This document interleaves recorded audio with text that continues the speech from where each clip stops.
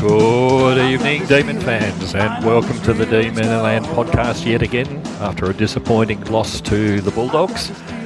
Unfortunately, it's George and Binman for tonight. Andy is unavailable and we'll talk about his situation very shortly. But firstly, welcome to Binman. G'day, George. G'day, Demon Landers. G'day, Andy. If you're listening to this, it was, I'm flat as a tack. It's flat as a tack Saturday night, flat as a tack Sunday. I said before we just jumped on that and started recording that I've not listened to a second of any football analysis or any footy shows, having sort of fallen off my wagon in the last few weeks and watching anything that vaguely referenced Melbourne. I couldn't stomach any post-game analysis at all, or any sort of commentary. And where it was hugely disappointing, a huge opportunity missed, as I've said sort of right from the beginning of the season, is that it's really hard to see any team outside the top six making a significant impact in the finals, given the fact that you don't have the week's break. You hate to say is how typical Melbourne, like the year that we would have finished seventh, and so we'd be playing an elimination final with a week's break. But of course, we've got a wildcard round that was a complete, apart from our game, probably a complete and utter, snooze fest, wasn't it, in terms of the shaping the finals or any of those things. So, it was really, really disappointing. And I don't know about you, George. I sit with friends and we sit on the wing on the opposite side to you normally. And I watched the first half by myself in the Ponsford stand, and at the top of the Ponsford wasn't open, which was weird. So I sort of snuck myself into the second level reserve seats. Watched it from there. I wanted to watch from behind the goals for a half just to get a look at things and, look at our system and structure. And I was worried 10 minutes in, because we looked flat from the get-go, and looking from that angle down the ground up on level 2 of the Ponsford, our lack of run in that first half, which we'll unpack in sort of much more detail, obviously, but was really, really noticeable, like particularly from that on the side. Because for so many years I watched from the top of the Ponsford, you really do get a sense of that, the player pattern movements, less so on the wing, because it feels like you're watching it cut in half, if that makes sense. But in that first half, watching from behind the goals in the Ponsford in the first half was really evident. But I was really, basically we lost the game in the first 20 minutes when they got 3 goals. We could never bridge that margin, and it was a woeful start. And I was worried from the get-go, just because we didn't look on. We didn't look, we were fumbly. And, the footy gods, my friend in the second half when I went across was saying that the footy gods for a while were undecided but as every time we hit the post, and every time the umpires decided to give them a goal from a free kick, another game where the opposition got 6 goals from free kicks. Freo was the other one, remarkably. I was coming to the conclusion, well, the gods have made their decision, and the footy gods were not happy with us for some reason on Saturday. It wasn't a great day at the footy. To me, that sounds like Binman has been infected with MFCSS. So we'll find out a little bit and over this program whether that's the truth or not. No. That's the wrong diagnosis. See, this is the thing. This is my point about, analysis, is that the diagnosis is often wrong. It's like, I was flat from this game, but I think, as we'll talk to later, I'm really confident we'll beat the Blues next Saturday. Massively overrated team, Carlton. This is all even with the injuries. 7 versus 10th is a big gap. I know they've been in great form lately, but we'll beat them. We've got they're a team. I worry more about the Dogs than the Blues. We've got a huge advantage over the Blues, which we'll talk about later. So I'm flat from that result, that's for sure. But I think I've got the MFCSS at bay, and I think we'll win, actually, this Saturday. Okay, before we get to the Blues then, for those listeners who haven't been noting the Andy Demonland sidelined thread on Demonland today, Andy posted himself about his situation. So I've asked him, and for those, so that everybody is well aware of the situation, he's quite happy for us to tell you about it. A couple of weeks ago, when Andy first dropped out of this, he went to hospital with abdominal pains and was found to have kidney stones. Which needed to be sorted out in the first place. But in the course of that treatment for kidney stones, the doctors found another mass in his bowel, which turned out to be a tumour. So 1 week later, Andy had to go in for further surgery to remove the tumour. He also had a good section of bowel removed as a necessity of that part of the operation. The good news is that there appears to be no involvement of lymph glands, which means that the tumour has been isolated to the bowel alone. That's no mean feat because he's missing a section of his bowel. No doubt he'll be restricted in what he can eat and what he can do for quite some time. But we're hoping and sending all our best wishes to Andy. And if anybody wants to send those best wishes through the thread, just go in there and send those wishes to him. He really does appreciate it. Just to let him know that we really are thinking of him and hoping that he'll be back soon. And from what he has said, he can be classified as a test for this week. He's got beyond the 4 to 6 weeks. So he's hoping that we've got Andy back in some way. If he's up to it, maybe next week, but we'll have to wait and see on that. But just at the end of the day, just get well, Andy, and best wishes to your family who would have been put through absolute hell with this, particularly in that period between the initial diagnosis and getting things done and then waiting for biopsy reports. So best wishes to Andy and every one of his families from here on Demonland. Yeah, good. Great shout out, George.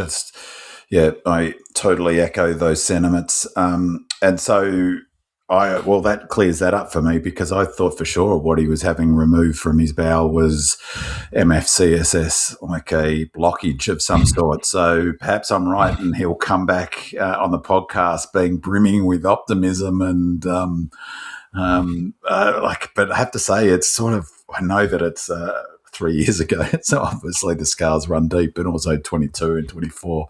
How often in the last few years have we come into the final periods banged up, missing key forwards, missing key defenders?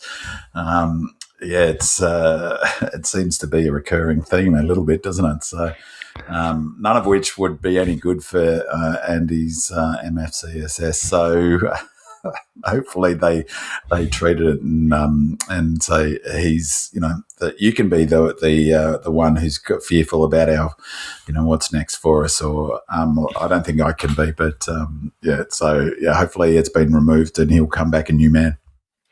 Indeed. So let's get on to the game. We'll cover off a couple of things in this.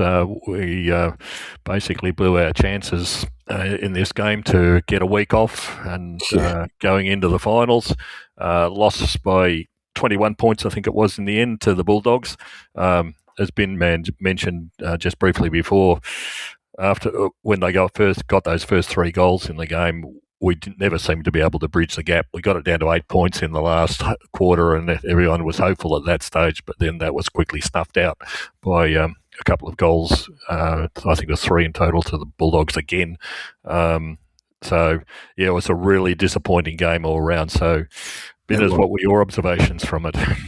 Oh, look, I said it before, I think that right from the get-go I was nervous, I have to say. It shows one of the, I think we fought back and I had hopes but my feeling about our lack of run was sitting there, to be honest, if I was honest. I saw my friend at halftime when I sort of went round to move from the Ponsford stand around to the wing, and I wasn't brimming with confidence when he asked me what I thought would transpire in the second half, and that was really because of I felt like we were flat, and that's hard to turn that around. You either not, if you've got the run, you've got it. If you haven't, you haven't. But it also shows just a little statistical thing. I think a couple of years ago, Brendan McCartney addressed a group of Demonlanders that we're at, and I think the stat was something like, if you're leading in the first quarter, you will win 75% of games. Yeah, and it's funny you should say that, because I was just about to say that it shows, like, you cannot be playing catch up all the time. It'll catch up to you. And, an interesting thing about all of that dialogue about the, our defensive weaknesses and that teams outside, who concede outside the top six don't win flags. Of course, those things can, like I've talked about, they are descriptors of what has happened, not necessarily what will, or of course, not what will happen, just the probability of what will happen. And at the end of the day, that it was our inability to defend has been an issue all season that's helped us end up in seventh. So that's why your teams struggle. That's why it's an impact all season, because you're less likely to be in top four or top six, or in our case. And but yeah, it was a funny game in terms of once you're behind the eight ball, once we got 3 goals down, you're pushing it uphill all day for the rest of the day for the rest of the game to get back. And, that's a key point. Statistically, I suspect it'd be pretty similar numbers once a team gets down by 3 goals at any point in a match. They are statistically more likely to lose that game. I mean, it just makes sense, doesn't it, obviously? And we couldn't play catch up. And, it sort of goes to the point of, yes, we've won games this season where we've got behind, and the Dockers was a great example.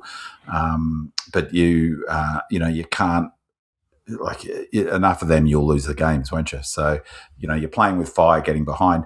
But just on that point, just if you think about that Freo game, when you talk, just how much more energized we were in that Freo game compared to this game, which was really at the heart of my worry. But before, just in case we don't discuss it, I think that there's a real risk of not paying the Dogs their due respect. They were great. They were brilliant. I thought they led by Bont and Ed Richards, but right across the ground they were really strong. I thought they were coached well, I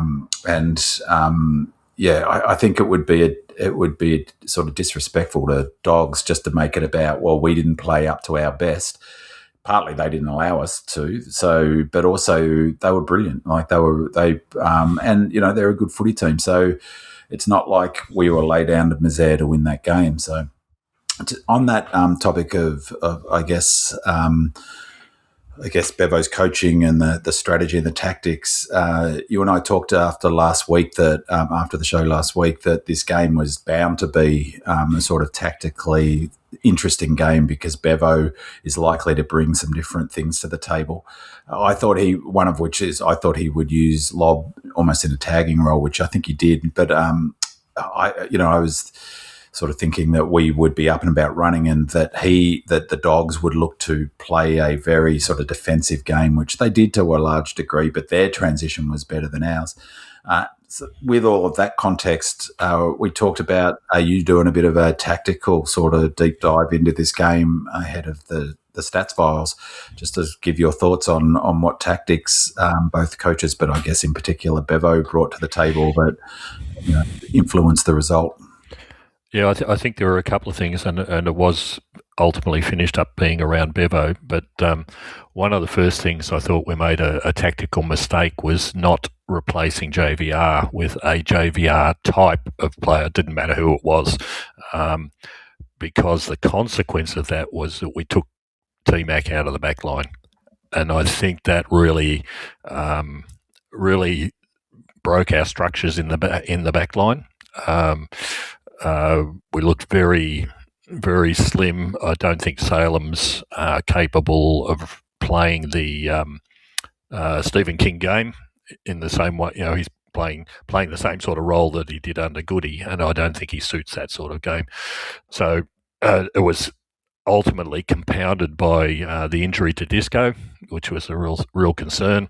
He looked proppy after that. He was, for the whole game. Yeah, and he looks, just on Disco, he hasn't looked right since his rib injury broke, which is not surprising. Not surprising. But he looked out of sorts physically, didn't he? Yeah. So we sort of in this game we were behind the eight ball from before we started. Having lost that structure down back, that was something that was ultimately to prove to be exploited. So that was the first thing. It was interesting comments from both King and Bevo after the match, where King said we couldn't get the ball out of the back half with fluency that we're used to. That was the other thing that we score heavily and quickly, which is his style of play. But he recognised that we just couldn't get the ball moving up the field. In fact, I only recall once where we had a chain come out of the back line, which finished up in Bailey Laurie's hands, and he couldn't put it through from 30 metres out. But that would have been something that would have really brought us back into the game. Likewise, he said that we didn't challenge the opposition with the way that we play, which was true. Again, that running overlap, fast movement play, we just weren't able to institute, and we delayed ourselves with the ball. What the reason for that was that I suspect was the way that Bevo had set up. At one point, when I first noticed it, if you could draw a ring about the circle about 40 metres around where the ball was, virtually every Footscray player or every Bulldogs player was within that ring. They were just running a constant pressure, so that even if we got it to our runners, they had nowhere to go to. There was no option. The only option that they should have instituted, and this comes down to the individuals, is the only way through that is to run yourself. Don't try and kick it, because you're only going to kick it to someone who's 40 metres away, which proved to be the case. The end result of that was this huge flood. There were 90 stoppages in the game. 90. There were 57 up to half time. The idea was just don't let the Demons get out and run the ball, because they will score. And so the idea was just completely defensive. It was brilliant, a brilliant move on his part. Absolutely denied us our one wood, so to speak. Did I mention Bevo said in his press conference, Melbourne didn't score anything from their back end, which is exactly what he wanted to do. So, yeah, all credit to him. He did a great job of denying us the opportunity to move the ball. The end result of that was people who are normal runners like Lindsay, Sharp, Laurie, and Windsor had zero effect on the game, and some of the lowest stats that you can imagine. Barely half a dozen possessions in total for each and every one of them. And finally, the last thing was the Bulldogs took full advantage of the weakness in our backline. They did a lot of their attacking through the wings and the pockets. They didn't attack up the middle. Their main target, Norton, who was off in basically the last quarter, for the whole game, he only kicked one goal. It was all these other small, possessions that came through the pockets and through their small players in that backline. And I suspect the reason was keep it away from Lever. Do not let them intercept.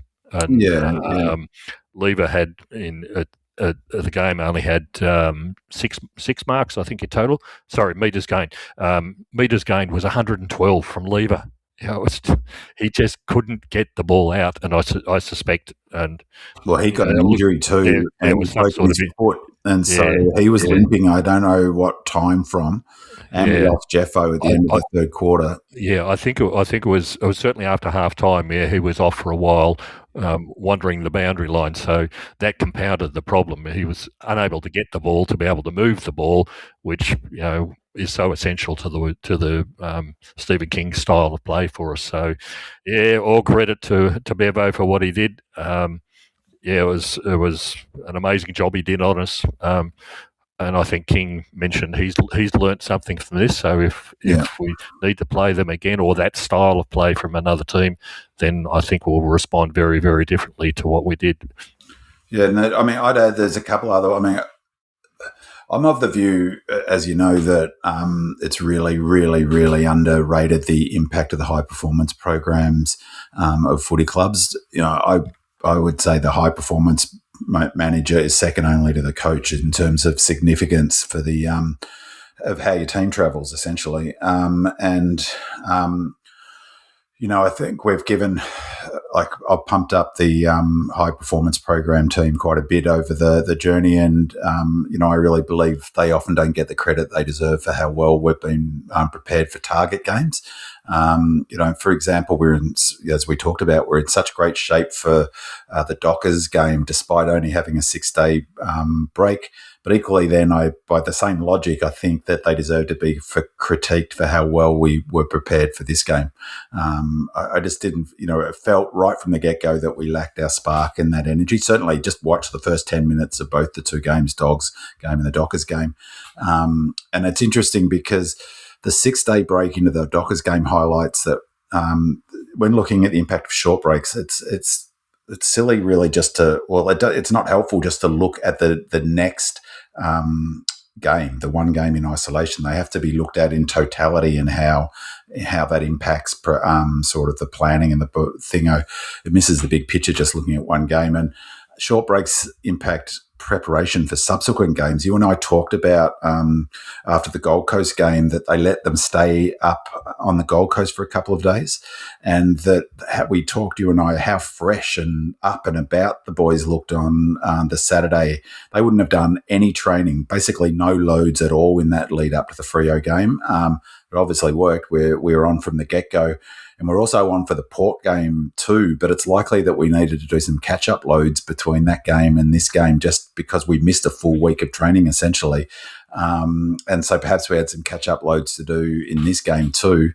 And we looked flat as a tack when we came out. We were fumbly, second to the ball. Our pressure was, and I'll unpack this in a sec, our pressure was a woeful 150 in that first quarter, one of our lowest first quarters for the season. And our run was non-existent. For me, that's where we lost the game, in that quarter, not coming out, firing a shot. So our pressure was great after that, but our run was poor all game. We never looked on. And I think that's partly, the high performance team. If you go, as I said, if I'm going to pump them up for when they're up and about, then I think it's reasonable to critique them when the high performance team, that is, when they're not. It's a long way of saying, getting back to Bevo, is I suspect they know that. I would be shocked if every club doesn't have an intimate knowledge of where other teams are at in their cycle of preparation. And so one of the things I got wrong in this preview game, because I was working on the assumption that we would be up and about, and we weren't. So my whole analysis, preview of this game was based on a sort of assumption that we'd be up and about. And because of that, I thought Bevo would go into a very defensive mode, which he did at different times, particularly in that second and third quarter when we started to get on top. I thought his defensive work was really good. But their transition and ball movement was the best it's been in weeks and weeks and weeks. So I think tactically, in fact, they threw it back at us. They played our game. And so from a tactical point of view, I suspect that Bevo was well aware that there was a very big chance we wouldn't have our normal run and zip, and look to exploit it with their running power, which I thought was really, really clever. I haven't done, as I said, I haven't watched any media and stuff, so I've only watched the live game, and I haven't been able to bring myself to watch the replay, so I apologise for that. I just couldn't do it. And so it's great that you've done that. But there were some really interesting comments on Demonland this week, in particular in the Stats File 2026 thread. And so there were a couple of ones about tactics that jumped out at me. One from Wiley D, who said, I also thought Bevo coached brilliantly. Dogs were set up at the feet of our talls all game, especially through the middle of the ground. When we kicked long from a defensive to a contest, they were ready to capitalise on the loose ball. That was good tactics, because we're number 2 in the AFL behind Freo for winning the ground ball gets from long kicks to a contest, and they beat us at our own game. That, in large part, and as I'll unpack in a sec, they got extras. They got outnumbered us at those contests. We didn't get enough players, really. That was the problem. Every single contest, it was an outnumber. That's what he was trying to do. Yeah, exactly. And you can try all you want to do that, but if the opposition's also swarming, then so tactically it was great by Bevo, but I think it was helped by our lack of ability to swarm like we have in the last few weeks. Yeah. And I thought this was a really good comment from Oliver's Army, which, by the way, is a great posting name. I quite like that one, although maybe a bit out of date. It just got named in the All-Australian squad, did our boy Class. So there you go. So Oliver's Army said, I thought that a big factor was the way the Dogs defended our clearances. They have to take a lot of credit because Gawn's predictably smashed them all night in hit-outs. However, when he spiked the ball forward, they either had a defensive sweeper sitting 5 to 10 metres defensive side of the contest, or their defenders played in front of our half forwards. I reckon this was a big reason why we won the inside 50 count, but lost the defensive 50 and defensive half to score chains. The Dogs almost did to us what we've been doing to other sides. They countered quickly and into space and had much more space to work when they did get inside 50, which is really what your point is about, using the pockets. And Artie Jones, they're up and about, weren't they, those half forwards? Yeah. Outside of that little burst in the last when Gawn tapped a Cos a few times successfully, we just couldn't convert our clearance dominance into scoring often enough, considering how often Gawn got his hand on the ball in the ruck. Thought that was a really good call by Olive's Army. And I think that last quarter, those taps to Cozzy in that last quarter highlighted what it was all about, because you got the 6-6-6 rule, there was space. Yeah. But around the ground, when you got 90 stoppages in the game, you don't get that opportunity all that often. But so they just, they did a great job of just getting numbers around the ball constantly. And when they did get that, when they did fortuitously or otherwise got the ball outside that 40-metre arc that I was circle that I was talking about, there was no one there. Yeah. That's why they transitioned so well. Exactly. Well, good luck to them. They did well. We actually transitioned reasonably well too. We just didn't score when we did. And I thought the other thing, I don't know about you, whether this was a tactical thing by Bevo or our heads weren't in the game, or so leaving aside the fatigue, which, by the way, does affect, or whatever, the lack of whatever, if we weren't switched on, does affect decision-making. Felt like there was a bit of a lack of connection there as well. Now, that might have been Bevo's sort of tactically, we didn't respond. But I think your point about the defence is really important, because it really shows how, like where our defensive system is a work in progress, isn't it? So you take out Lever with an injury, so he's not at his optimal best. You haven't got Howes, who's been he's such a consistent performer all year. Colt was good, but got frustrated at different times, particularly when Petty didn't pass to him. I thought he was gonna. Good thing he didn't need to. I thought he was going to throw his cots out of the ball. No, Petty missed that one from 50. It was actually bad miss that he didn't get it to him. But also, I agree. And then they had to put Lever forward, didn't they? So when Jeffo got injured, not Lever, Disco went forward in the last quarter, because T-Mac was really good up forward, but you're right, we missed him down back, and then we looked a bit out of sorts defensively. We didn't have that cohesiveness and connection that we have done for the last few weeks, but in a big way. That's what happens when you take players out of your team, and so really bit on Sunday. I thought on Saturday. I thought, and certainly up the forward line, we didn't capitalise. Thank goodness for Petty, but we didn't capitalise on the opportunities that were there. Like that Laurie kick from 30 metres out with nobody in front of him, and then that when Chandler kicked it into the forward line, we had Fritsch and Langers, I think, 2-on-1. But he's managed to kick it out. Those are the things that. Get those 2 goals, all of a sudden the game looks very different. Don't hit the post 4 times, suddenly the game looks very different. That's the nature of the game. But don't get 6 free kicks gifted to you by the umpires, and the game looks different. A couple of those hit the balls that hit the post though were just like one. I think it was Fritter to the City end. It took a right angle to hit the post. Yeah, fans were already up and about, thinking it was going through. And it went 2 ways. It went left, then it went right. It was like the goalpost was a magnet, just drawing it to itself. Exactly. At that point, I said to my friend, "Well, I think the footy gods are starting to make their views pretty well known." So, look, we had some bad luck, but you're right, and there were a few other bits that.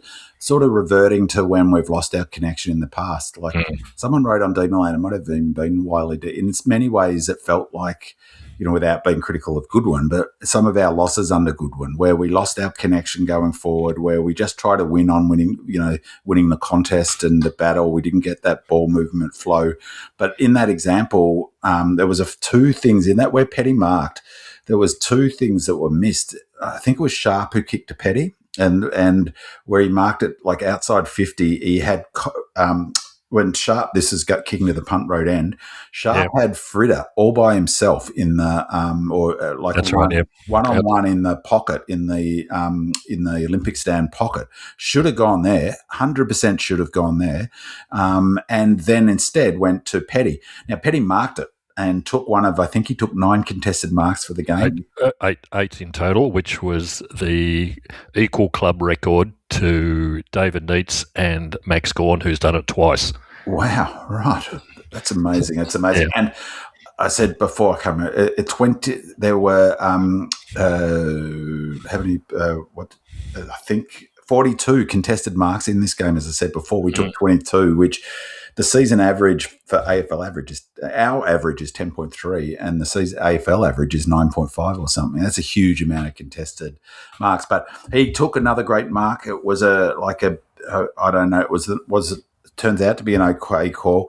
That play, then he didn't look to his right, and he had Colt all by himself, jumping up and down like he'd been bitten by a spider. He's screaming for the ball. He just didn't pivot his head, and then he hooked the ball, tried to kick it from 60 metres and hooked to the left. So that lack of connection was a bit there. And ironically, Jeffo, I thought he was great in that third quarter, but was third quarter, the first half. Yeah. So his effort, I thought you would have been pleased with his effort and grunt in that third quarter. So because he didn't give what we needed in that first quarter, that sort of, mind you, that's really hard for if you've not got your run happening, that's where it doesn't really matter who your forwards are. Space is created by the overlap run transition for the back half, and we couldn't get it. So we were forced to play lots of one-on-one sort of footy that they were beating us at. We weren't, their defensive work I thought was excellent, was first class. All right. Well, with that, we'll put that game behind us, but let's move on to the stats file then for Bin Man. Off you go.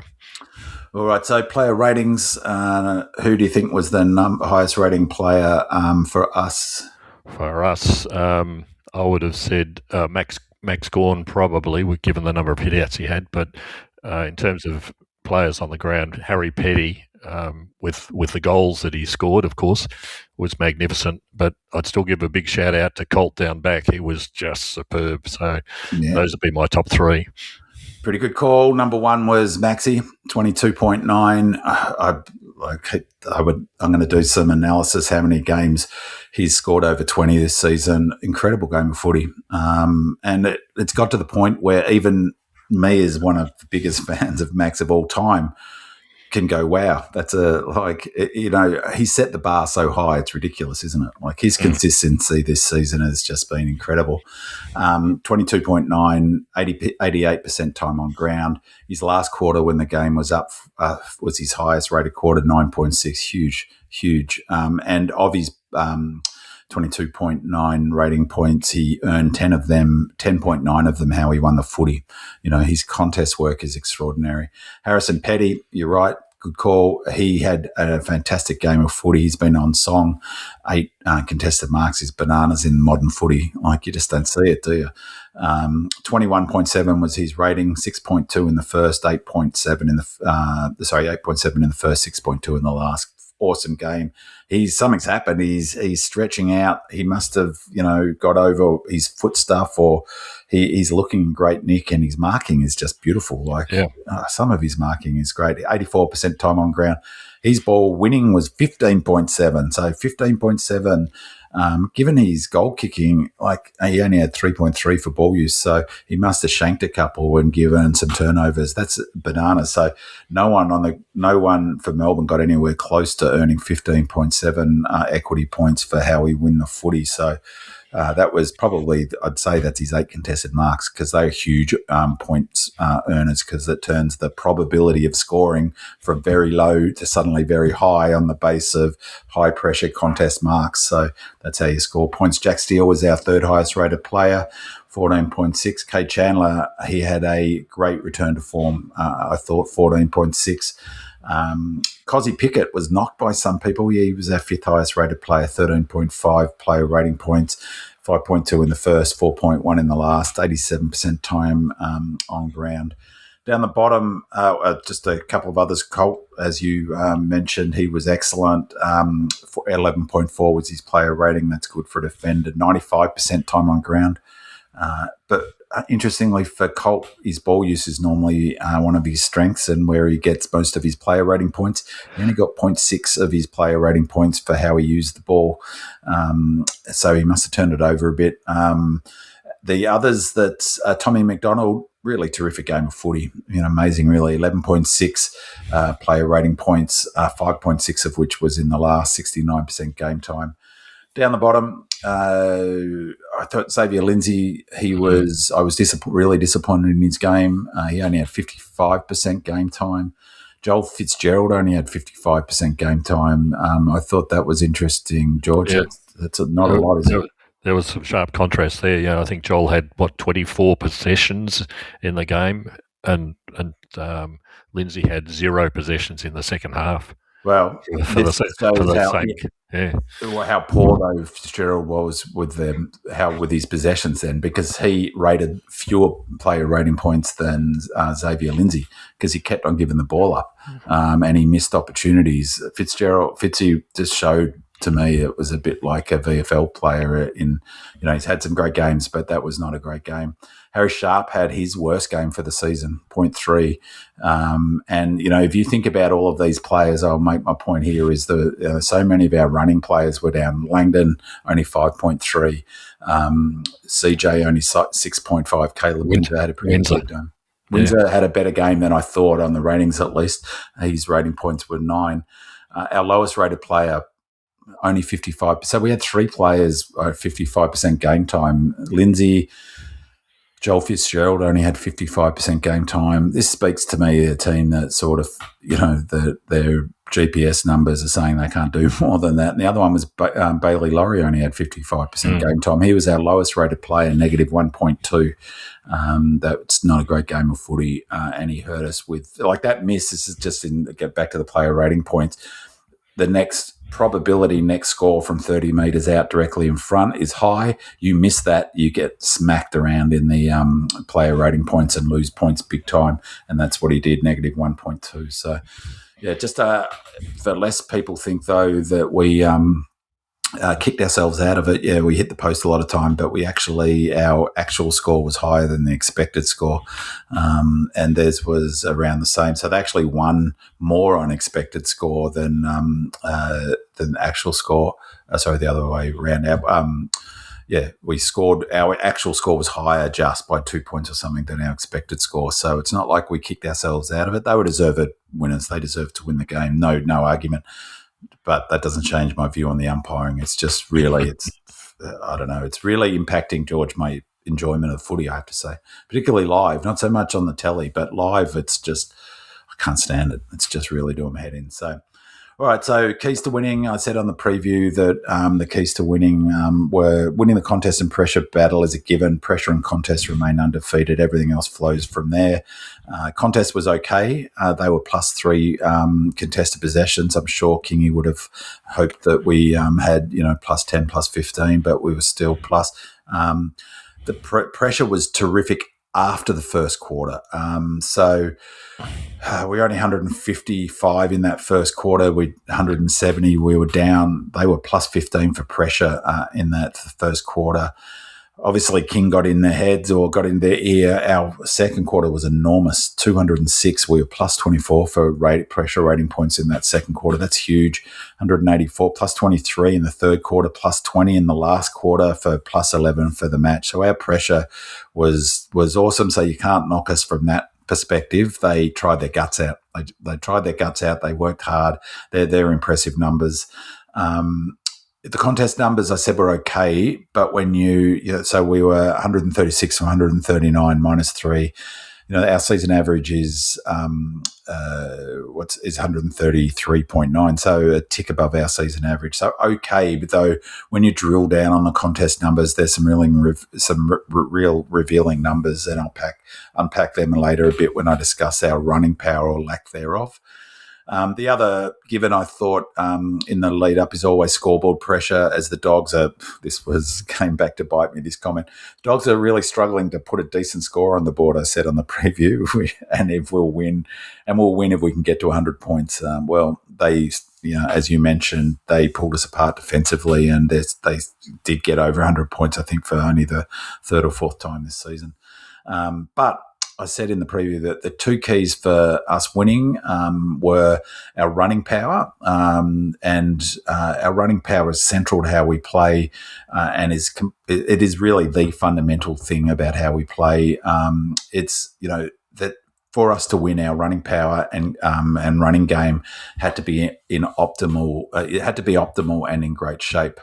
I won't unpack the numbers now because there's a question coming up about our running power, so I'll speak to the data in that, but just put a pin in that one of the two keys for winning our running power needed to be in great shape, and it wasn't. So for me, that was the biggest factor in our loss.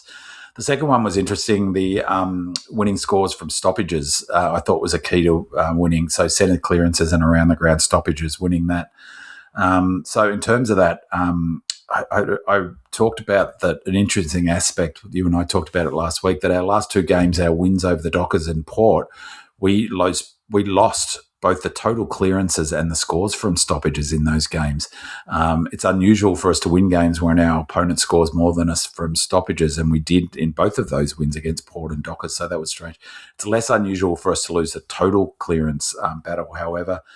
In this game, that was interesting. We won the total clearance battle. We had 9 more clearances than them, 46 to 37. As you mentioned, a huge amount of stoppages. Our season average for winning clearances 36.8. We had 46 clearances. So, perhaps do you think that was Bevo trying to create stoppages? Is that what? Yeah, absolutely. Yeah. Just load the numbers around the ball, and you'll get more stoppages. Yeah. And that's Bevo's one. He's done that all his career, hasn't he? He's brought extras. He'll sometimes bring 2 extras to the stoppages. And so, he brought numbers to the stoppages a lot. We had 8 more centre clearances than them. We had 18 against the season average of 15. And we had 1 more stoppage clearances around the ground. So that actually we're often much higher than that. Interestingly, we had first possession 9 more times, 51 to 42. And even more interesting, because sort of picking up your point, in fact, we did okay with getting a clearance. It was the next kick that was a problem. So winning the first possession to clearance percentage, our season average for that is 74.7. In this match, 80.4% of the time, we turned a first possession into a clearance. Better than them. They did it 76.2. So they were impressive, actually, in that thing. But the problem was that we won the clearance and then we didn't do anything with it. Like, we didn't get any scoreboard impact from there. In terms of scores from stoppages, we were plus 28 from scores from stoppages. So, like, those numbers in isolation, we win almost every game. Anytime we win a clearance battle by 9 and scores by 28, we very rarely lose a game of footy when that happens. So, for me, that was like really curious, but I think that it's their lack of running power trumped that, and I'll unpack that in a sec. So, it was the other, the ended up being a turnover, getting smashed in turnover, but it was a lot of these numbers, I think, speak to what your point are, highlight some of the points you made about Bevo's tactics, I think. Okay. If that's all, we'll move on to the listeners' questions. Firstly, talking about the Bulldogs game plan from Ollie Fan. It seemed to me that we were outnumbered time and time again at stoppages and packs. Our swarm was not there. I think we cannot have minimal changes yet again. We rushed Salo in, but he can't keep up with the pace these days. Much as I love Jack Viney, I think he would be in the same boat, particularly given the long time he's been out. We need Cross and Latrell back in because they run and create an outnumber, which allows us to win the contested ball. At least that's how I see it. Am I right or barking up the wrong tree? Sam D asks, the Bulldogs have played that gritty defensive style in the last few weeks. It shouldn't have been anything new. Did that come down to being outcoached, or was it personnel? Lazy asks, when opposition sides block up the middle and force us to go slow and kick long down the line, we struggle. There were times when we tried to get the quick movement with handball meters gained down the wings, but we still struggled to put it in the right place. Games will not always allow us to play on our terms, and this is the next step in the evolution of Kings D's. Does this team have what it takes to win ugly and grind the gears when needed? So I think we've talked about a few of those things in our game review. Binman, anything more to add? Yeah, well, a couple of things. Just on that last comment by Lazy, games will not always allow us to play on our terms. Does it? This team have what it takes to win ugly and grind the gears when needed? Absolutely, we do. And we won multiple games. I talked in the mid-season until the bye. That's exactly how we were winning. We were playing gritty football. We were low handball meters gained because we didn't have the run. We were fatigued. And I wonder actually whether we could have done a bit more of it in this game. So absolutely, we've got what it takes to win ugly and grind the gears when needed. We've demonstrated that. We've absolutely shown that multiple times this season, particularly from in between about round 8 and round 11 and 12. That's almost how we played week in, week out. Similarly, I disagree that when opposition sides block up the middle and force us to go slow and kick down the line, we struggle because, as I said before, that's just not borne out. Like, we are number one in the AFL for kicking long. We kick long more than any other team in the competition. We win that ground ball better than anyone when it hits the ground, if it's not marked, better than anyone bar Freo. So that's been one of our strengths all season. The issue is that, as Lazy notes, there were times where it was the quick movement we couldn't get going. Now, part of that was their coaching, no doubt, but part of it was the run that I'll unpack in a sec. Sam D's comment that they've played a gritty defensive style should have been anything new. Did that come to being out-coached? Well, I actually think that they beat us at our own game. They had higher handball meter gains. Their transition from the back half, or at least in terms of turning it into a score, was better than ours. But they were defensively pretty strong, and I think that they were definitely, their pressure. I said before, our pressure was better than theirs. So I don't know that was. I think it was more that they beat us at our own game. They moved the ball from the back half better, as reflected in the scoring. They, as you said, they brought, perhaps if we were, if he had his time again, was that sort of issue when they bring extras to the stoppage. Maybe that's something to look at. But it was absolutely Ollie fans' comment. It seemed to me we're outnumbered time and time again at stoppages and packs. Our swarm was not there. 100% agree with that. And I also agree that they'll look to bring in Latrell and Cross. I'm not saying that they will, but we need runners. Our game plan does simply not work without runners. That's just that is as it is. So I agree that I was bullish on bringing Jack Viney in, but having seen that game, I'm not sure he's going to help us much in that space. Yeah. And even the question about bringing Latrell and Cross in while they're runners, what we want is the contribution from our existing runners that we didn't get in. Didn't get in this match. That's right. Yeah. So that's 100% right. But King's whole game plan and style is about running and quick movement. Yeah, and we got neither in this game. Yeah. So the observations that our listeners have made are utterly correct. The solution to it is very difficult. Because you can guarantee that other coaches will be looking at this game and working out a way to beat the Demons, and Bevo certainly provided a blueprint for that. So we need to be able to adjust because it's going to come again. Yeah, though I agree with that. I would say though that I think it's more about our lack of run than what Bevo did, because you can't stop run. You can only match run. So you can do strategies to make it difficult to transition the ball. But the bottom line is that who was it? Ollie's point, is it Ollie? Ollie Fan's point is that time and time again we were outnumbered. Our swarm was not there. That is the key thing. That's not Bevo. Bevo can't stop multiple Melbourne players getting to the drop of the ball. No one can. You can't, they can only match the number of players our run. So I would argue that it's, I'm not downplaying the tactical stuff that Bevo brought to the table, but it was more about our lack of run than his tactical genius. So, for me, that's the key question is, will we be ready physically in optimal shape on Saturday night? That's the key question, not what the opposition's going to be able to do to us tactically.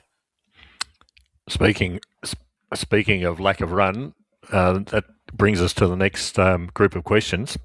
Firstly, from Buck Naked. We didn't run. They did. We watched them run away from us and score, and we couldn't find a target through the middle that had an easy pass option ahead of it. It reminded me more of the Essendon game in Adelaide more than any other so far. How do the running stats show up? The speed in defence and total kilometres run would be interesting. How can we get this back for next week? I reckon maybe the next block of questions are a bit different to that one. So how about I just take that one on the I think that's the critical question. That's the critical question. It did remind me of the Essendon game, our lack of run. So sort of shout out to and thanks to posters Buck Naked, Watson 11 and Wiley D for some of the following stats and thoughts posted in that thread I mentioned before, the Stats File 2026 thread, that the info and stats that evidence the importance of our running power to our game. So running power, as I've said often enough, is central to how King wants us to play footy. It's fundamental. As Watson 11 noted in that thread, Saturday was only the 5th time this year we've covered less high-speed kilometres than our opponents. Every other time we lost this game. And it just shows how fundamentally important it is. Our other 3 losses were Swans, where they basically broke even with us, Dogs first time in GWS. So we generally go really well when we run our opponents off the feet. Not a guarantee, but it's worked 15 out of 18 times when we do it. So 15 of the 18 times we've run further than them at high speed, we've won. As evidence, one of the key things was in terms of when we're up and about, our running power is it's really evidenced by post clearance. I've been talking about that for a number of weeks, that how our running power shows up in the data. One of the things that really in particular shows up is in post clearance contested possession. So against the Dockers, we are plus 34, a remarkable plus 34 against the Dockers, and even more remarkable, although a different opponent, plus 38 against Port. So when we're up and about, look close to our optimal running power and covering the ground super well, we'll win post clearance every single time. And if our running power's on song, we'll win post clearance, in particular loose ball gets, as we'll outnumber them and swarm them at the contest, which is what Ollie Fan was talking about when we play well. Well, in this match, our lack of run and lack of swarm really showed up in the numbers. So they were plus 26 for ground ball gets, George. Plus 26 for ground ball gets is the game almost right there. So we post clearance contested possessions, they were plus 10, minus 10 for post clearance, and post clearance ground ball gets, we were minus 11. So just going through those post clearance contested possessions, minus 10, as I said. Against Freo, we were plus 34 for that number. Against Port, we were plus 38 for post clearance contested possessions. And we smashed both Port and Freo for ground ball gets and for post clearance ground ball gets. The Dogs smashed us in all of them. And I would argue that was because of our lack of run. For whatever reason, the lack of run was we couldn't cover the ground. We didn't. Before that game on the weekend, Wiley D noted on Demonland that when we lose post-clearance equity points, we lose the game. So post-clearance equity points is the number of points accrued, player rating points aggregated up across the team in the post-clearance. This is not being smart after the fact. Wiley D noted before the game, if we lose the games that we lose the post-clearance equity points in, it proved to be true again. So post-clearance equity points were 139 to 151 they were plus 37.9 post clearance equity points. For context, so we only won 113.9 equity points post clearance. Our season average is 139. It was 160, 170 against the Dockers and similar against the Port, and so against Port. So we were smashed post clearance. That's all about getting numbers to the contest or not in this case. I said in the preview that Yvonne looked for us to have most, if not all, of the top 5 for average speed and defence. It's a really, really critical stat. I've gone and looked at it. Only one game this season where we've won the game. We haven't had the majority of the top 5 players for average speed and defence, which is defined as when the opposition has the ball, running when the opposition has the ball. And almost always in every single game we've won, we've had the number 1, except for one. And in every game that we've won, we've had the majority of the top 5 players for average speed and defence. The outlier was the Lions game that we won, where they had, I think, 4 of the top 5, which was weird. Yesterday, the Dogs had 3 of the top 5 players for average speed and defence. Fitzy was number 1 and Chin was number 5. So the bad numbers. Other stats evidencing our lack of run, as you mentioned. Defensively, this was, I think Buckneck had put this on Demonland, defensive 50 to score. We didn't score a single point from our defensive 50, not a point, which is, I was laughing at the Port not scoring anything from their defensive half last week. Well, this is not quite as bad because it's defensive 50, not defensive half, but still, I would be shocked if that's the only, I'd be shocked if that's not the only time this season we haven't scored anything from our defensive 50. But we only scored 10 points from our defensive half after giving it to Port last week. Only 10 from our defensive half against a season average of 38.5. We just were not running in numbers. We weren't swarming. They were not handball overlap. They beat us for handball meters gained. And the Dogs, whose transition game, as I talked about in the preview, they're mid-table. All season, their transition game, the bunch of metrics that measure that, like scored a chain to score percentage, defensive 50 to forward 50 score percentage, D half, all of them, they've been mid-table for all of them. The big one is points from the defensive half. They scored 71 points from their defensive half. So they scored 61 more points than we did from our defensive half. We're the running team. We're the transition team. They've not been. They've been poor in that space this season. So that's almost double. 71 points is almost double the average points we concede for points from defensive half. All of which reinforces what my eyes told me. We simply didn't, this was a classic coming together of what I could see with my eyes and then the data reinforcing what I could see. So not confirmation bias. We simply didn't have the run when we're playing our best footy, and which is why I thought we were in trouble 10 minutes in. We couldn't get enough players to the contest, as evidenced by the Dogs being plus 10 in post-clearance contested possessions. As I said before, we struggled with our ball movement, and therefore we couldn't generate scoring opportunities on turnover, as evidenced by only scoring 23 points on turnover against a season average of 56. We scored 111 points against Port on turnover last week. We could only score 23 points this week. Our lack of run meant that we also couldn't defend turnover properly. They cut us open all the time, conceding 66 points on turnover. That's woeful. For the Dogs to put 66 points past us on turnovers, woeful, particularly given, as I noted, the Dogs' transition game has not been great this season. They only averaged 43.6 points per game for turnover. So they averaged 23 points more than their average in this game.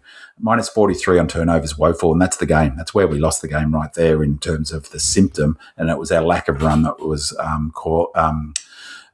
caused it. So, the why is really a moot point. But the reality is that we just weren't covering the ground, and we can't win games of footy if we don't. We see all of the data could not be more crystal clear on that front. Okay, question on one small subject from Gone on the Dead. I saw Fitzy get over and help Cozzy a few times around stoppage as he saw the tag and put some blocks on. It was really great to see, and I'm really impressed with this young man. He's got some fire in his belly. My question is, what can the team do more to help Cozzy break tags? He doesn't seem to be able to break them by himself too often, and we need to do more. but what is it that we can do to get him through a hard tag to continue to be dangerous and impactful instead of quiet when tagged heavily? Thoughts on that one? Yeah,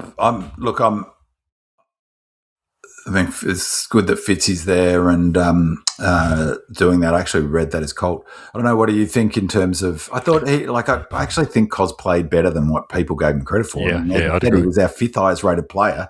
Yeah, not everyone puts the stock in player ratings that I do, obviously, but I think he's getting I think it's difficult in a game like this in particular when the opposition have got people like Richards and Bontempelli who are getting enough of their own ball that Cozzy doesn't get as a result. I mean, I thought he did a magnificent job in any case, given the quality of the opposition midfield.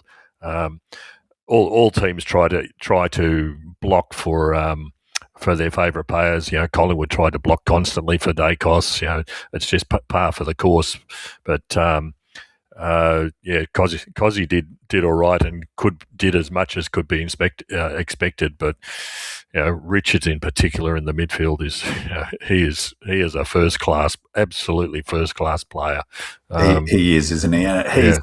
He was the highest rated player on the ground. It's interesting actually. He was 1, Gawn was 2, Petty was 3, Bont was 4, and Norton, who had a much better game than I thought, was 5, and 6 was Matthew Kennedy, who.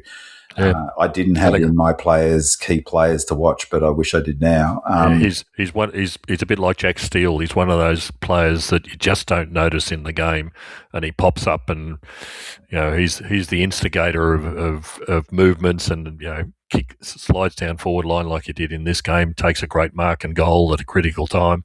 Can't do much about Cos and. I don't know that oppositions do much about him in the sense they don't really put heavy tags on him because you can't stop him. Was someone on him? I don't recall that there was. I mean, their midfield of Kennedy and Bont and Richards. Just on Richards. They're not really taggers. I didn't miss Richards, obviously, but obviously probably no genius, am I? But in my preview, I said, well, the key Dogs players were Richards and Bont. You can choose which order you put them in yourselves. And I talked about how Richards completely smashed the Blues the previous week. Had the highest rated game of any Dogs player ever, and the 3rd highest rated game of any player this season. But he had an enormous game against us when they beat us in the at the Docklands. At Marvel, and this game was incredible. 25. His rating was 25. He had 85% time on ground. What's his disposals? He's got 30 disposals. 495 meters gained. He had 6 inside 50s. He's 26 pressure acts. I'm just trying to say So he had the 2nd highest most pressure acts on the ground behind Jack Steele. I mean, it's nuts, isn't it? For a silky player, he wins his ball and he uses so beautifids. He's an awesome player. What really stood out for me was, just as a comparison, and this is no negative, Richards had 19 kicks in this game and Thomas Sparrow had 6. Yeah, there's two midfielders. The effect of kicks like that, translates ultimately into, like you said, into the meters gained. He's absolutely damaging, not just with his hands, he's damaging with his feet as well. Yeah, and he, I didn't mention Sparrow didn't have a great game, did he? He was quiet as well. Like a lot of players were down. I mentioned, though, that it was the senior players. Our top 7 rated players were all senior players with one exception. That was Colt. And I think that, that's part of the problem of having they're relying on younger players week in, week out. Like they're always going to struggle to come up. But Sparrow's not a younger player and he didn't have a particularly good game. In terms of meters gained, the top player on the ground was Bailey Dale. He's another one. Yeah. Key to watch. I said that the key, though, was getting up in his grill, and we just didn't. We didn't stop that thingo. We couldn't do it. But Cozzy, speaking of Cozzy, he had the 2nd most meters gained on the ground, 556, above Ed Richards, so more than Ed Richards. So he is a bit of a victim of his own brilliance, isn't he? Like, that's a good bloody game of footy. 556 metre gained for Cozzy. He had 26 disposals. He only went at 53.8, and so that his kicking's been a bit off this season. He had 10 inside 50s, 16 pressure acts, 13 contested possessions. That's a good game of footy. Come on. Yeah, it is. All right. Just one question about. So I wanted to ask you on Cozzy. A couple of people wrote the same thing on Demonland, coincidentally, and I don't know what my feeling is about it. I haven't seen it, and I'm not sure what I feel about it. But that a couple of people independently of each other wrote that it was a bit strange that Cozzy kicked that beautiful banana goal from the boundary, and no one ran across to him to like pump him up or to get around him. Or did you note that? See that? No, didn't notice that at all. No, nothing to add on that one. I mean, I can't imagine there's any that's indicative. To me, it's more likely indicative of a tired team. Yeah. They couldn't even run to congratulate him. It's a little run they couldn't get across to the pocket. Was a bloody nice kick too. Yeah. Just briefly before we do get on to the coming weeks, D.L. Farts asks, it's been an outstanding season for the D's under our new coach, especially after moving on some heroes of the past. I'm incredibly proud of our club, but to me the season seems like it might be ending with a premature thud. Is the end of 2026 looming, or is there still a glimmer of hope beyond the wildcard round? So, Binman, as you've said, you don't have MFCSS. Is there a glimmer of hope? Yeah, there is. Are we going to do in the preview? But the short version is, I think we'll beat the Blues. So, it's going to be hard to go deep though, because beat the Blues, will be rewarded with the game at Adelaide Oval against Adelaide, which is actually not too bad either, because we match up super well against Adelaide.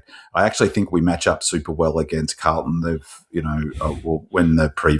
we get to the preview, I'll give my rationale. I think we'll win, and I think objectively, I think we'll win, and so. I agree with that feeling. I said to you before we started, suddenly thought, oh shit, if we lose this game, it's it for the season. It feels like I made the mistake of looking forward, and perhaps the players did too. Perhaps some of those younger players looked to that week's break instead of focusing on the here and now. And so, as much as I say that, that at least some questions got to be asked about the high performance program, I have to say the caveat is this is where it all comes. The chickens come home to roost as well, with just the woeful fixturing we've had all season. So, I hate the idea that because I might complain about it, that's framed as it making excuses. It's a fact. We've been treated appallingly all season with our fixturing. And so, and unlike Collingwood, who get yet another bloody leg up this week, playing the Dogs with an extra day's break. I don't know what that's about. So, well, they do know what that's about. So, there's a thread on Demonland if people want to have a look at it, where somebody's put Gradsman, I think. Yeah, Gradsman put a mathematical formula to come up with a ladder, basically, on number of breaks versus your opposition, and guess who's at the top of the ladder? Collingwood, and guess who's down the bottom? Melbourne. Yeah. Remarkable, and that was actually a really interesting post, because when you look at it, one of the things that evidences the accuracy of the sort of hypothesis that Grasman puts forward, that we've been shafted essentially, is the teams above it. Where I'll just bring that post up. Have you got it in front of you, that post? No, not in front. No. Essentially, though, when you look at it, I'll find it on. Hold on, give me a sec. Where is it? Oh, it's not on the front page, so I can't see it immediately. But the teams above us, like on the list, are all of the minnows, Gold Coast and Essendon, and all of the clubs that the AFL have shafted, basically, who are struggling. They're all down the bottom of that table, and it just goes to the point that it's the most ridiculously run, quote unquote, air quotes, elite competition of sporting in the world. It's like. And it falls that way because when you start handing out continuous Friday night and Thursday night games to individual clubs who are benefiting from the television exposure, it means their oppositions haven't played are always forced into the counter that you get 7 days between Thursdays and Fridays all the time, but when you're playing on Sunday afternoon, you've got to front up the following week. You're going to get a shorter break. Yeah, so, I read from someone that was the reason why. So no one should be upset about it, because if you play Thursday and Friday night game, well, share the bloody Thursday and Friday night games around like it's a joke. Yeah. Hawthorn played Freo in this game. West Coast on Sunday night. That was the first time they played all season. They hadn't met yet until the last round, when heaps of teams have played each other twice. And, it is, how could a competition where one team plays the other team first, the very first time in the last round of the season, when they've played other teams twice? It's absurd. Both teams have played multiple teams twice. All right. We'll now move on to the AFLW, where the girls had a great win against GWS, getting well and truly on top. In the end, what was it?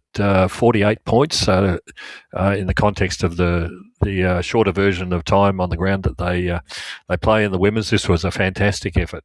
I'll just read out a couple of comments from a couple of our regular observers of the game. Dub D noted, Purcell is a freak. 36 touches in 70 minutes of footy, equivalent to 50-plus touches in a men's length game.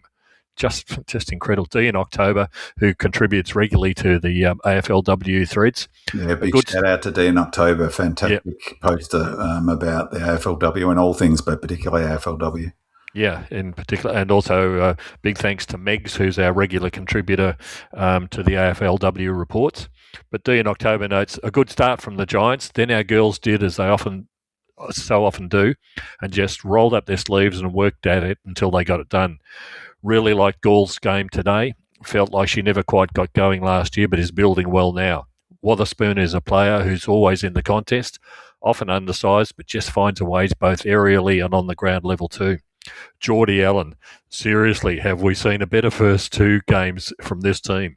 Just looks so at home out there, and frankly already doing stuff that puts her ahead of many. Could be absolutely anything. She has some good mentors to follow, although she's already making things happen herself. Speaking of those footsteps to follow, Liv gets a record for the most disposals in the game for this team, with 36, surpassing the mark she set in round one last year. That's a record. That's a record, yeah. Seeing her feed it out to Hanksy to use her skills is just how it's meant to be. Glad to see Pisano hit the scoreboard. She has it all to play for. Maybe the broadcast trying to claim that was her first goal will have her firing if she gets another go next week. Injuries always have their say, so we'll probably be glad to have got some early games into a few players who might not strictly be best 21 and tried a few different things. So thanks for those comments from our guys. And in the AFL, as D in October noted, we've not only got the games into these players who wouldn't have otherwise got, we've got 2 wins on the board. And in a season that only lasts 12, getting wins early on is really, really important. And percentage. Yeah. That's the other thing that is absolutely critical in this competition. And the percentage can be real factors because they're not really high scoring games, but the differentials can be quite critical. So winning a game by 48 points when you only kick 60 in total. Well, exactly, when they only score 12. Because exactly. It's at the end of the season that counts. So points against is the key thing, isn't it? Yeah, so a fantastic effort from the girls yet again. Kate Hoare is just magnificent to watch as a footballer. She just moves like nobody else. It was great for, as D in October mentioned, Georgia Gall had to take up the ruck duties with the loss of Jacinta Hose last week, and also Lauren Pearce not coming up, so she was thrown into there and did a pretty good job all round. So that was nice as a number 3 ruckman effectively. Speaking of ruckman, I think Pisano, they said on the coverage anyway, Pisano was laid in for Pearce. That's correct. Pearce was selected, and why was she taken out? Right, do you know? Well, she hasn't been fit. She's had a knee injury, and I saw her at training during the week. She was nowhere near being ready to. Okay, that's selected her, and then Sorry, so I know that. sorry, I used the wrong girl there. I gave credit to Georgia Gall. It was Georgia Campbell who did the rucking.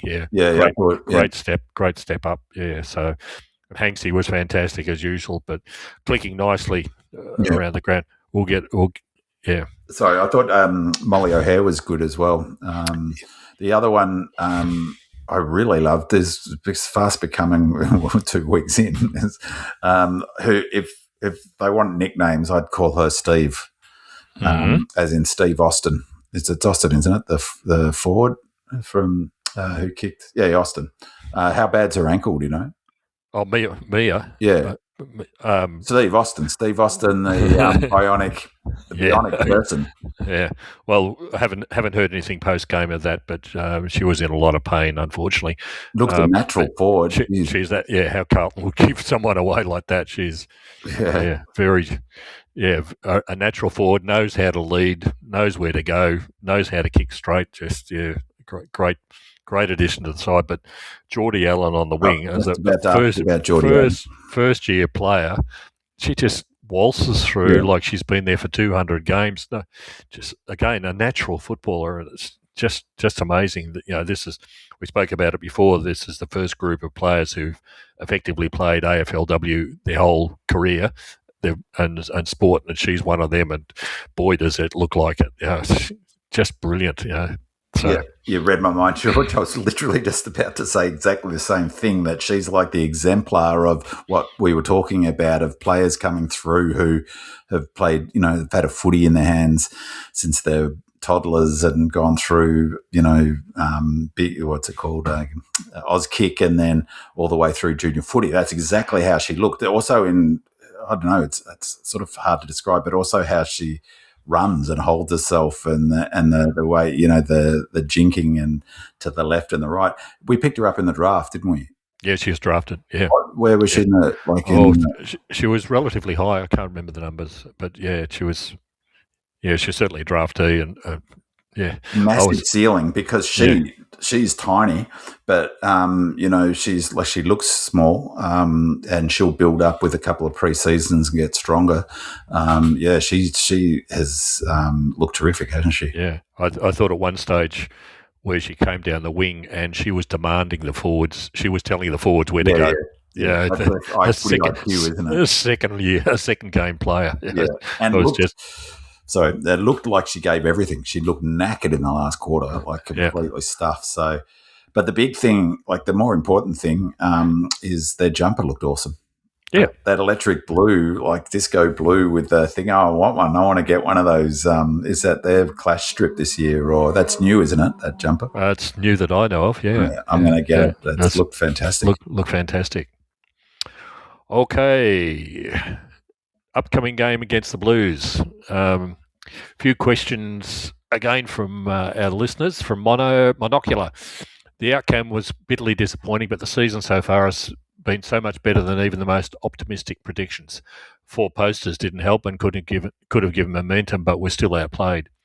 Laurie, Sharp and Rivers, who were so important now the last few games, hardly hit the stat sheets. Were they just cooked, or were they targeted by Bevo's game plan? Salo and XL looked underdone, so maybe excused a bit. Do you think that we can get these players up for the Blues? Will Disco and Jeffo, who was just hitting his straps when he hurt his knee, be fit for this week? Changes. Will JV7 get a run in or out of desperation despite being underdone? And finally, Radesh D asks, MFC SS aside, does the panel give us any chance this week? Last-minute replacements for Rick, Jeffo and possibly Disco don't help us at all. Forward and backline cohesion is so critical, and both have gone through too many changes over the last month to give us much of a chance, I'd say. If there is a chance, what's it look like? Maximum chaos? Does the forward line become petty and the smalls? Can our backline under these conditions stand up to a back and forth game? So against the Blues, all of those comments and suggestions and ideas, who comes in, who comes out? Well, I have to say, after cop and wax for getting selection wrong, got it right last week. one XL in, so and T-Mac forward. So I'm hanging my hat on that one. So I'm not going to this week. I'm not sure. It's interesting because a fair bit will depend on. Obviously, let's assume Disco's going to play. You'd think I don't know. It depends. It was in the first quarter, wasn't it? He played the game out. I thought he was gone, but came back on very quickly as well. I thought he'd done his ACL for sure, and so I felt sick in the energy was low in the first 5-6 minutes. Anyway, that was 5 or 6 minutes into the game, wasn't it? Yeah. I felt sick. I thought just the way it happened, and it looked like not much in it. Then suddenly he's needing help to get off the ground. I was amazed he came back on the ground. I saw him running along the boundary, taking some marks and stuff, and thought, what's going on here? You'd think must-win game he'll play, and I wouldn't be shocked if it's a bit confusing, the information about Lever. Is he going in for surgery? Has he broken his toe? Is it a broken foot? Maybe the surgery will be put off. Well, if it's going to be put off, then they'll probably play him, I would have thought, wouldn't they? Yeah, I haven't heard anything definitive. There was only one of the reporters coming up with those stories. So whether there's any truth or not, he certainly had some sort of injury to his foot. So it's a look a bit up in the air. And then Jeffo's to me looked like the worst of the whole lot. If you haven't seen the replay, I saw it on the big screen. Hyperextended it badly. His leg below the knee went sideways, and I thought, that was one. I thought, that's really seriously. Yeah. And today they're quoting bone bruising, but I don't think even it'd be very unlikely. I would have thought, given that sort of injury. Yeah. In which case, I'll sort of hand selections to you, but I actually think that there's a really good chance. I was big on bringing Viney in, but I'm not anymore. I think we need the run. I think Latrell is a chance of coming back in. I think Latrell or Cross, you don't probably bring two of them in. It depends a little bit on injuries, of course, and who might come out.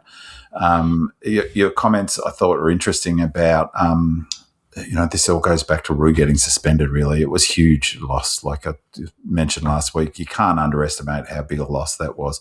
And I think you make a really good point. I hadn't really thought about that, of T-Mac coming, sure, he was good up forward. He did the role, but it was really the impact of not having his experience in defence, particularly when Lever was inconvenienced after halftime with his foot injury. Yeah, and so T-Mac... Yeah, I think that's a fair point about sort of the impact of not having T-Mac back there. So,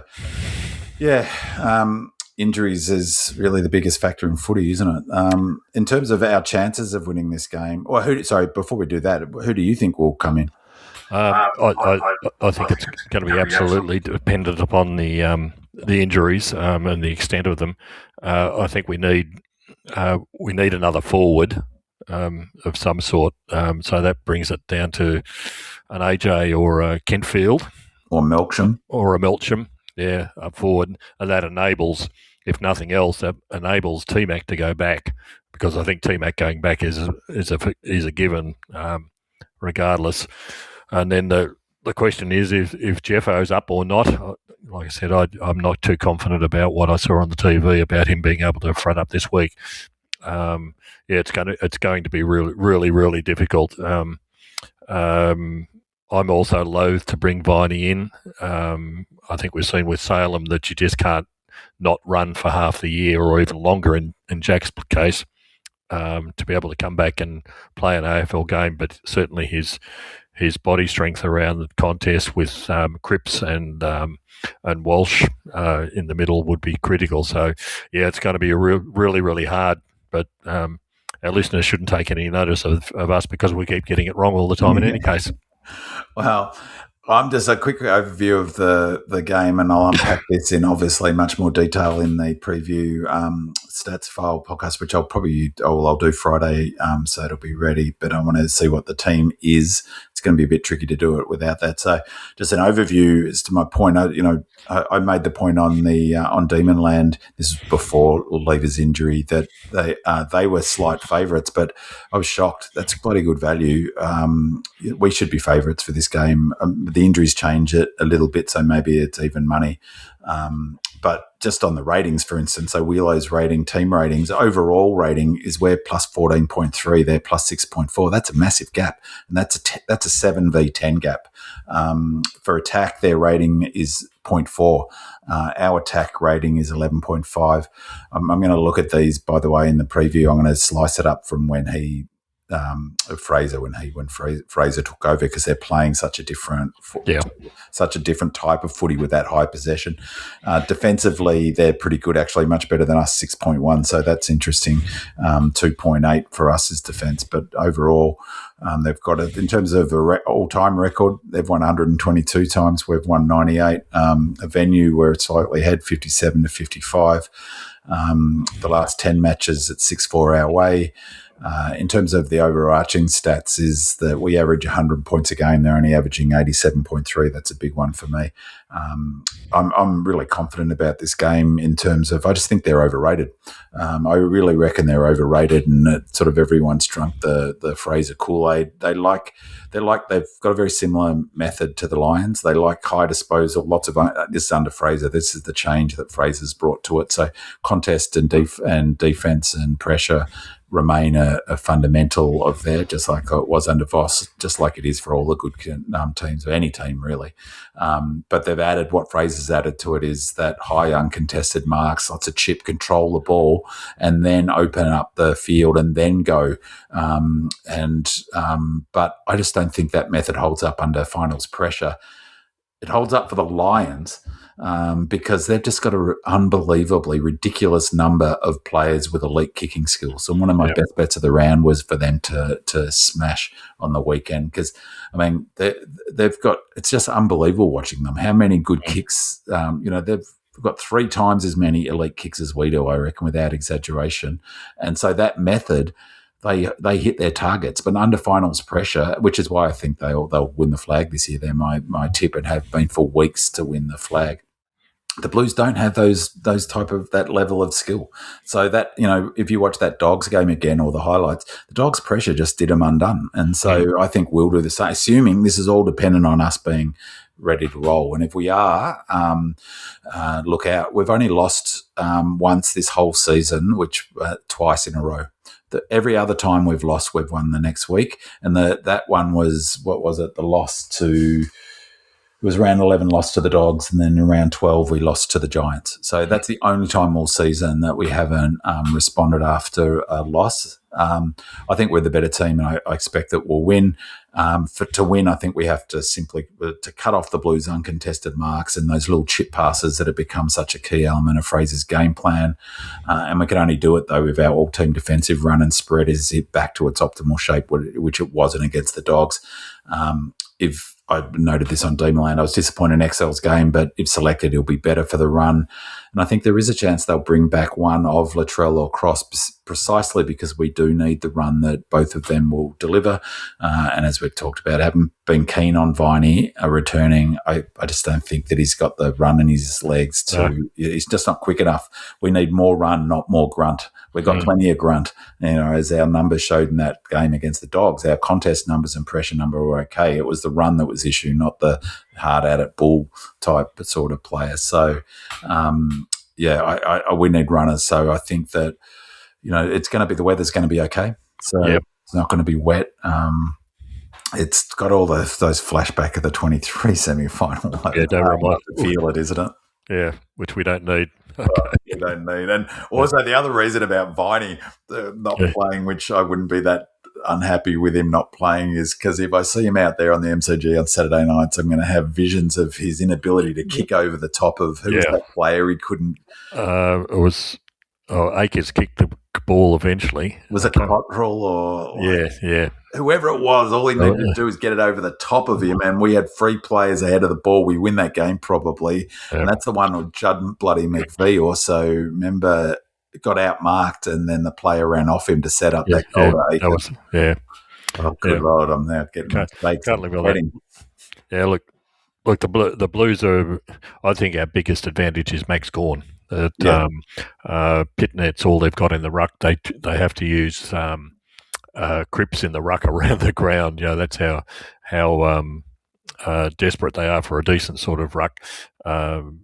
Jagger Smith and Walsh have been playing really well under Fraser. But I think one of the other factors we need to do is get off to a good start. You don't want 60,000 Carlton supporters complaining about every holding the ball decision as they do. Oh, good Lord. Oh, no, I'm already feeling sick, Jordan. Don't do it. Yeah, you're right. It's going to be critical when it should have been on the weekend too, and it shows when you don't start well. Yeah, don't put them away early. But yeah, we've got to be able. It's just our forward line, if Jeffo's not there, if we're depending on Petty, Wheatering's back now as their backman. He's pretty solid, even though he's slow. Certainly bolsters their opportunities. But it'll be a great game. And as a few people have noted, we're there. We're in these final series now that honestly most people didn't expect us to be, but we are, and we've got to start. This is a great experience, if nothing else, for the group of players that we've got who are for the future of the club. They're playing in finals, learning what it's all about in the season. Yeah, and look, the other thing, George, just on a different level, is look, it was a huge opportunity missed against the Dogs. I'm still in my sort of the stages of grief or whatever. So I'm in the denial phase. Come Wednesday afternoon, I'll be right as rain. And this is the thing that's a real positive out of this is we get to go to the footy on Saturday. Yep. Otherwise, we wouldn't have been. What have I done on the weekend? Maybe some bloody gardening or some such thing. And I've had to do a little bit of. I'm going to have to burn some of my credits in the bank with my wife because we were going out Saturday night and we still are. We're going to a festival, like a gig as part of that Now or Never festival. And so, but that starts at 10. So, as she pointed out, how grumpy am I going to be if we lose? Pretty grumpy, I guess. So, but yeah, we get to go watch a game of footy. If we win it, then we get to watch Melbourne play in Adelaide the next week, or perhaps even go. Maybe I might even think about going across. So, yeah, that's a real positive. We get to go to the footy, and I think you're spot on, George. One, it's a great opportunity, but two, let's put this sort of 2023 thing to bed now. I mean, it's 3 years ago. This is a different team. It's really fans who are hanging on to that. The players won't be worried about that, but the club and the players can do you and I and every other Demon fan a massive, massive favour, and in particular Jaded on Demon Land, a massive, massive favour by putting that monkey off our back and winning this game. And the thought of Navy Blues singing Carlton fans on the way home, like just to take that off the table, D. So do it for us. Melbourne Footy Club, do it for us. Yeah. A thought just occurred to me. Has Jack Steele ever played in a final? Didn't they play finals last year? They did, didn't they? Yeah. The Saints played finals last year. Yeah. Well, they have under Lyon, so yes. Yeah. Okay. Yep. Not many. Yeah, not many. Yeah. Probably none with 90,000 fans. So the other thing, finally, Demon fans, buy bloody tickets on Wednesday when it opens. 10 a.m. for members, 12 for non-members.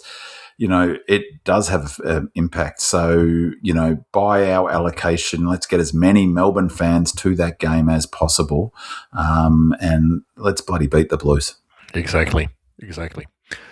Okay, I think that's about all for us tonight. Thank you to all our listeners again. Questions from Ollie Fan, Sam D, Buck Naked, D Old Fart, Gorn of the Dead, Lazy, Monocular and Radish D. And thanks for the comments from Nairobi D, Jimbo 1982 and D's in October. So go D's. Go Red Leggers. It's a grand old flag. It's a high-flying flag.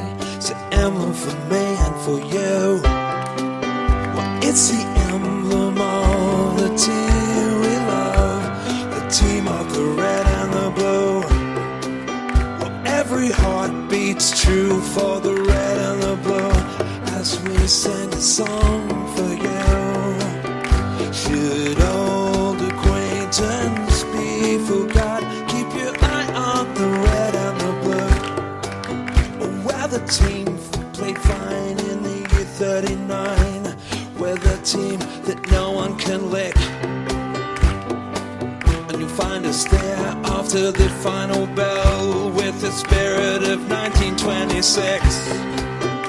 Every heart beats true for the red and the blue as we finish sing this song to you. Should old acquaintance be forgotten?